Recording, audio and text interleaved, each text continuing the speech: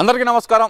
క్షవరమైనా కానీ వివరం రానట్టు ఈ వైసీపీ నాయకులకి పదే పదే వాళ్ళ భాష మార్చుకుంటారా బడుద్దాయిల్లారా అని చెప్పి ప్రజలందరూ వాళ్ళకి గుండు కొట్టి నెత్తిన సున్నం బొడ్లు పెట్టి గాడిదల మీద ఊరేగించిన ఇంకా వీళ్ళ భాష మారట్లా. అందులో ముఖ్యంగా చూస్తే కనుక మన పేరుని నాని మొన్నటి వరకు చంద్రబాబు నాయుడు గారు ఇంద్రుడు చంద్రుడు నా భార్యను అరెస్ట్ చేయలేదు, ఆడాల జోలికి వెళ్ళలేదు అంటూ ఆయన ఆకాశానికి ఎత్తిన ఇదే పేరు నాని ఈరోజు వచ్చేదలికి కొంచెం హద్దు దాటాడు. ఏదైతే గనక మొన్న తొక్కిసలాట జరిగి కాశీబుగ్గలో తొక్కిసలాట జరిగి అక్కడ కొంతమంది మరణించటం, భక్తులు మరణించటం, దాన్ని వీళ్ళు ఇంకా రాజకీయానికి వాడుకుంటూనే, అలాగే నారా లోకేష్ గారు ఏదైతే గనక మహిళా క్రికెటర్ల ఫైనల్కి అయితే ఎక్కడికైతే వెళ్ళారో దాని గురించి కూడా వ్యంగ్యంగా మాట్లాడుతూ కొంచెం హద్దు దాటాడు. పూర్తిగా వివరాల్లోకి వెళ్ళబోయే ముందుగా అందరూ ఈ ఛానల్ని సబ్స్క్రైబ్ చేయండి, కంటెంట్ నచ్చితే 10 మందికి షేర్ చేయండి. ఒకసారి మన పేరు నాని ఏం మాట్లాడుతున్నాడో వింటూ అయితే మనం విశ్లేషణ అయితే చేద్దామండి. ఒకసారి విందాం ఏం మాట్లాడుతున్నాడో, వింటూ అయితే విశ్లేషణ చేద్దాం మనం. ప్రజలు ఏకాదశి రోజు దైవ దర్శనం కోసం కాశీబుగ్గలో తండోపతండాలుగా బయలుదేరుతుంటే మీ పోలీసు వ్యవస్థ ఏం చేస్తుంది, మీ పోలీస్ స్టేషన్లు ఏం చేస్తున్నాయి, మీ సిఐలు, డిఎస్పీలు, డిఐజీలు, ఎస్పీలు ఏం చేస్తారు? వైసీపీ వాళ్ళ మీద తప్పుడు కేసులు పెడుతుంది తప్పితే ఏం చేస్తున్నారు మీరేం చెప్తున్నా? తమ పేరు నాని ఒక ప్రైవేట్ ఆలయం, ఆ ఆలయం ఓపెన్ చేసి 4 నెలలు కాలేదు. అక్కడ ఏదైతే కనుక ఒరిస్సాకు సంబంధించిన రాజవంశీయుడు అక్కడ గుడి కట్టారు. ఆయన చాలా క్లియర్గా చెప్తున్నాడు, నేను ఓపెన్ చేసిన తర్వాత ఇదే మొట్టమొదటిసారి ఇంతమంది భక్తులు రావటం, ఇంతమంది వస్తారని నేనే ఎక్స్పెక్ట్ చేయలేదు, నేను ఎవరికి ఇన్ఫర్మేషన్ ఇవ్వలేదు అన్నాడు.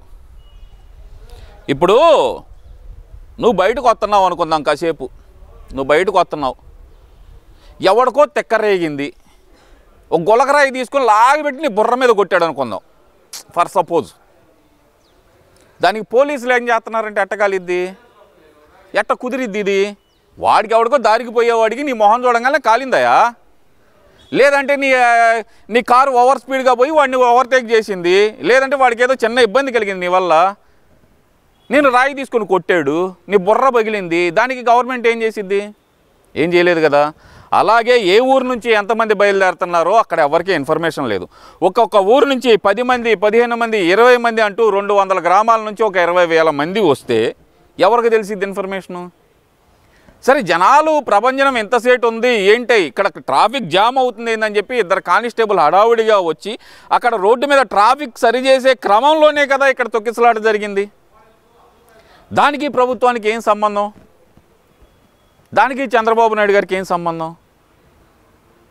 ఇవన్నీ చూస్తుంటే కనుక నాకు ఎక్కడో డౌట్ కొడుతుంది. కాశీబుగ్గ ప్రమాదం వెనకమాల కూడా మన హస్తం ఏం లేదు కదా పేరునని. ఎందుకంటే మనకు శవాల కోసం అవసరమైతే సొంత వాళ్ళని కూడా పైకి పంపించే రకాలం కదా మనం. దీని వెనకమాల మీ హస్తం ఏమన్నా ఉందేమోనని చెప్పి ఆలోచించాల్సిన అవసరం అయితే ఉంది. తెలీదా మీకు? చచ్చిపోతే ప్రైవేట్ కూడా, మరి లాండ్ ఆర్డర్ మీకెందుకు? మాకు ఇచ్చేయండి అయితే.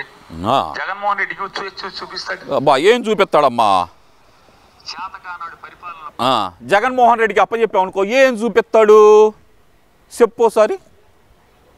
పేరునని జగన్మోహన్ రెడ్డికి అప్పచెప్పారు అనుకుందాం, ఏం చూపిస్తాడు? 5 సంవత్సరాల పాటు సొంత బాబాయ్ హత్య కేసులోనే ఏం చూపించలేనాడు, ఇప్పుడు ఏదైనా చూపిస్తాడా? ఏం చూపిస్తాడు? బాగా తెరిచి చూపించాడా నీకేమన్నా? ఎప్పుడైనా బాగా తెరిసి ఏమన్నా చూపించాడా? పచ్చిగా మాట్లాడటం మొదలు పెడితే నీకంటే వల్గర్గా మాట్లాడగలం మేము. ఇస్తే ఏం చేస్తాడు చెప్పబ్బా? 2 మాటల్లో చెప్పు. 5 సంవత్సరాల్లో సొంత బాబాయ్ హత్య కేసే ఛేదించలేని ఒక సన్నాసికి ఇప్పుడున్న పరిస్థితి అప్పచెప్పాలా? లాండ్ ఆర్డర్ అప్పచెప్పాలా? ఓకే, అప్పచెప్పాము అనుకుందాం, ఏం చూపిస్తాడు? ఇప్పుడు గతంలో లాండ్ ఆర్డర్ అదుపు తప్పిన సంఘటనలు చాలా ఉన్నాయి, చెప్పమంటావా? లాండ్ ఆర్డర్ సరే, ఇంత చేసే వ్యక్తికి ఎల్జీ పాలిమర్స్లో గ్యాస్ లీక్ అవుతున్న సంగతి అప్పుడున్న ముఖ్యమంత్రికి అర్థం కాలేదా? మరి ఆ రోజు ఏం గాడిదలు కాశాడు? ముందుగానే కనిపెట్టలేకపోయాడు. ఎందుకని? ఎల్జీ పాలిమర్స్లో గ్యాస్ లీక్ అయ్యి ఇంతమంది చనిపోతున్నారు, ఇంతమంది ఇబ్బంది పడుతున్నారని చెప్పి ఆ రోజు కనిపెట్టలాగటానికి ఏమైపోయాడు మన జగన్మోహన్ రెడ్డి? ఆ రోజు అతీంద్రియ శక్తులు ఏం లేకుండా పోయా? సరే, కచ్చులూరు బోటు ప్రమాదం, గోదావరి మంచి పొంగు మీద ఉంది. పొంగు మీద ఉన్నప్పుడు ఎవడయ్యా బాబు మీకు ఆ రోజు పర్మిషన్ ఇచ్చింది? మరి ఆ రోజు ఆ పడవ మునిగిపోయి 40 మంది చనిపోతారని చెప్పి జగన్మోహన్ రెడ్డి ముందుగా కనిపెట్టలేకపోయాడా? అన్నమయ్య డ్యామ్ గేటుకు గ్రీజులు పెట్టలేక కిందన్న మీ ఇసుక లారీలు వీటిని కాపాడుకోవటానికి 48 మంది ఒక డ్యామ్ గొట్టుకుపోయే పరిస్థితికి తీసుకొచ్చారు. ఆ రోజు కనిపెట్టలేకపోయాడా మీ జగన్మోహన్ రెడ్డి? ఆక్సిజన్ ముందుగా తెచ్చిపెట్టుకోవాలని తెలియక దాదాపు రాష్ట్ర వ్యాప్తంగా ఉన్న 35 మంది మనుషుల్ని చంపాడు ఆక్సిజన్ అందించలేక. మరి ఆ రోజు కనిపెట్టలేకపోయాడా మీ జగన్మోహన్ రెడ్డి? ఏం కనిపెట్టాడంటావు? ఏం కనిపెట్టాడు? ముఖ్యమంత్రి పదవితే ఇన్ని ముంచాడు. ఇంకా ఏదంటే ఇప్పుడు లా అండ్ ఆర్డర్ అప్ చెప్తాడంటే ఏదో చూపిస్తాడు. ఏం చూపిస్తాడో చెబితే కనుక మేము చూస్తాం. మహా అయితే ఏం చేస్తాడు? సోషల్ మీడియాలో మాట్లాడిన వాళ్ళు తీసుకెళ్ళి అరెస్ట్ చేస్తారు. ఎల్జీ పాలిమర్స్ కేసు గురించి మాట్లాడినందుకు ఆ రోజు 70 సంవత్సరాల వృద్ధురాలైన రంగనాయకమ్మను అరెస్ట్ చేయడంలో జగన్మోహన్ రెడ్డి ముందలున్నాడు. అదే నా చూపించేది. కరోనా టైంలో వచ్చిన ఏదైతే కనుక అప్పుడున్న ఐఏఎస్ ఐపీఎస్ ఆఫీసర్లకు సంబంధించిన ఒక వ్యక్తి బంగారంతో వస్తే దాని గురించి మాట్లాడిన అంకబాబు ఒక జర్నలిస్ట్ని 70 సంవత్సరాల జర్నలిస్ట్ని అరెస్ట్ చేయడంలో ముందలున్నాడు. ఆ పోస్టును షేర్ చేసిన టీడీపీ మీడియా విభాగం అధిపతిని ఆ రోజు అరెస్ట్ చేయడంలో ముందలున్నాడు. ఇయే కదా చేసింది. ఇంకేమైనా చూపించాడా? నీకేమైనా చూపించాడో మాకైతే తెలియదు. నీకేమైనా చూపించాడో మాకైతే తెలియదు. ఇంకా ఏదో మాట్లాడుతున్నాడండి, ఒక్కసారి అయితే విందామండి. శాతకానాడు పరిపాలనలోకి వస్తే తప్పుడు ఆలోచనలోళ్ళు, డబ్బు మీటిగా పనిగా ఉన్నోళ్ళు మీలాంటి వాళ్ళు ఇవాళ వెళ్తున్న ఏలుబడిలో ఇవాళ ప్రజలకు శాపం మీలాంటి. శాతకానాడు ఎవడబ్బా?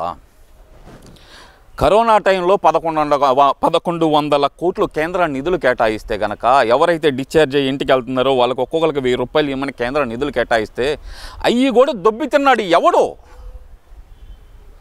చేతకానాడు ఎవడు? గేటుకి గ్రీజులు పెట్టలేని చేతకానాడు ఎవడో? ఆక్సిజన్ అందించలేని చేతకానాడు ఎవడో? ఇంకా లెక్కలు చెప్పుకుంటా పోతే చాలా విషయాల్లో చేతకానాడు మన జగన్మోహన్ రెడ్డి. దోచుకొని తింటామంటే మీ జగన్మోహన్ రెడ్డికి బాగా అలవాటు. ఆ దోచుకున్నది బాగా తెలుసు కదా మీకు. జగన్మోహన్ రెడ్డి గారు ఏం వెళ్తాడు, ఏం పరిశీలిస్తాడో, ఏం చెప్తాడో అవి చేద్దాం. మన లోపాలను సరిదిద్దుకున్నాడండి. బుద్ధి జ్ఞానం లేని ప్రభుత్వం మీది. బుద్ధి జ్ఞానం ఉంటే గనక నిజంగానే ఈ ప్రభుత్వానికి బుద్ధి జ్ఞానం ఉంటే గనక బియ్యం బొక్కిని నిన్ను ఇప్పుడు దాకా బయట ఉంచరు కదా. బియ్యం బొక్కిని నిన్ను ఇన్ని రోజులు బయట ఉంచదు ఈ ప్రభుత్వం. నిజంగానే తప్పు చేసినా తుప్పుదల కొడతంటే కనుక ఇన్ని రోజులు నిన్ను బయట ఉంచదు. అక్రమ కేసులు పెట్టి వేధించేదైతే కనుక ఇదే ప్రభుత్వం నిన్ను ఇన్ని రోజులు బయట ఉంచదు. సక్రమంగా వెళ్తుంది కాబట్టి మీ అందరికి నోరులు పిగులుతున్నాయి ఒక్కొక్కడికి. పెళ్ళాం పిల్లలతో క్రికెట్లకు తిరిగేటువంటి రైతులు ఇక్కడ చస్తంటే అలో లక్షణ అని తుఫానికి పెళ్ళాం పిల్లలతో సరదాకి క్రికెట్ చూసుకుంటారు వెళ్ళి. అధికారం ఉంటే అమిత్ షా కోడికి ఏంటి కొండ మీద కోర్టు కూడా సావాసం చేస్తాయి. అమ్మ మీరు పెద్ద గొప్పళ్ళు పోటుగాళ్ళలాగా క్రికెట్ పేరు నాని ఇప్పుడు దాకా పద్ధతిగా మాట్లాడాను. ఈ వర్డ్ తర్వాత నీకు కొంచెం భాష మార్చాలనిపిస్తుంది. ఏమన్నాడు ఒకసారి మళ్ళీ మీకు వినిపిస్తా. మీరు ఆడిచ్చామని చెప్తారు. మీరు సరదాకి క్రికెట్ చూసుకుంటారు వెళ్ళి. అధికారం ఉంటే అమిత్ షా కోడికి ఏంటి కొండ మీద కోర్టు కూడా సావాసం చేస్తాయి. అమ్మ మీరు పెద్ద గొప్పళ్ళు పోటుగాళ్ళలాగా క్రికెట్లో మీరు ఆడిచ్చామని చెప్తారు. మీరు లేకపోతే క్రికెట్ ఎవడు చెప్పాడు రా గొట్టంగా? నేను ఆడిచ్చానని చెప్పి ఏ రోజైనా లోకేష్ గారు బయటకు వచ్చి ప్రకటించారంటరా? నీ అమ్మాయి ఏందిరా? నీకు అమ్మాయి లేరా?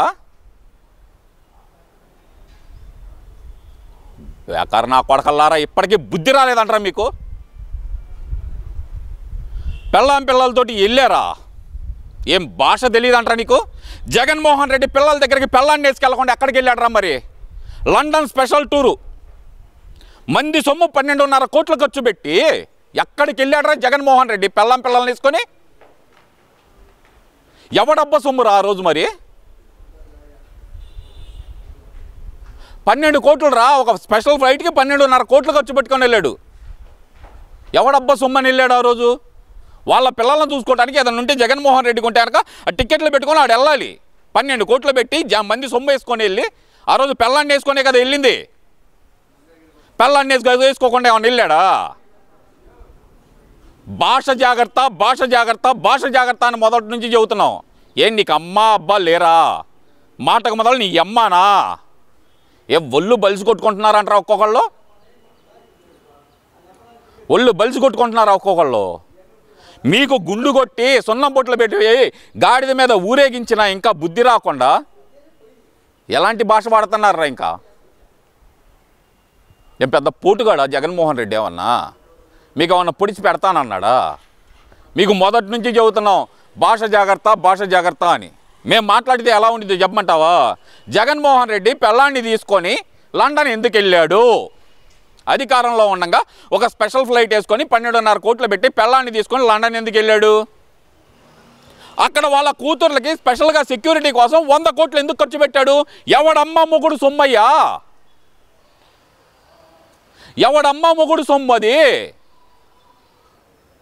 పద్ధతిగా మాట్లాడంటారా సన్నాసుల్లారా అంటే ఒక్కడు పద్ధతిగా మాట్లాడకుండా పద్ధతి తప్పి మాట్లాడతారు. మేము ఏదన్నా మాట్లాడితే కనుక కింద పడి గిలగిలా గిలగిలా తన్నుకొని సత్తారు. ఏం బతుకులు బతుకుతున్నారా మీరు? ఎప్పటికైనా సరే పద్ధతిగా మాట్లాడండి. పద్ధతి తప్పారా ఒక్కొక్కడికి పుచ్చెలు పగిలిపోతాయి. జాగ్రత్త చెబుతున్నా.